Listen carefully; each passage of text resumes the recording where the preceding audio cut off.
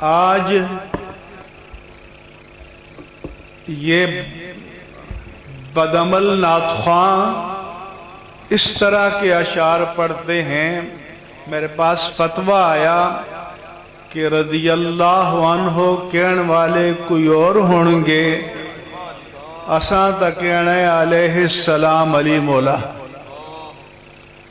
یعنی وہ تان کر رہا ہے، وہ طنز کر رہا ہے کہ جو صحابہ کرام کو رضی اللہ عنہ کہتے ہیں تو اپنی دانش میں وہ مجھ پر، آپ پر، اس مجمع پر تان کر رہا ہے، اور اس بد نصیب اور ظالم کو پتہ نہیں کہ رضی اللہ عنہ کہنے والا تو رب ذوالجلال ہے.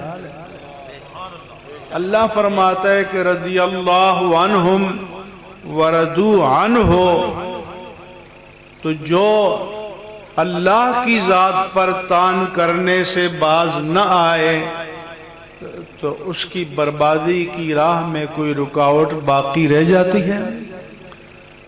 اللہ فرماتا ہے اہل بدر کے لیے کہ رضی اللہ عنہم ورضوا عنہ، اللہ ان سے راضی ہو چکا.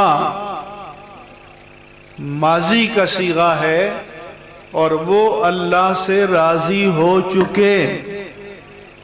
تو قرآن بتاتا ہے کہ بندے کے لیے بڑا سا بڑا قیمتی اعزاز اور انعام جو اللہ کی بارگاہ سے ہو سکتا ہے وہ اللہ کی رضا ہے.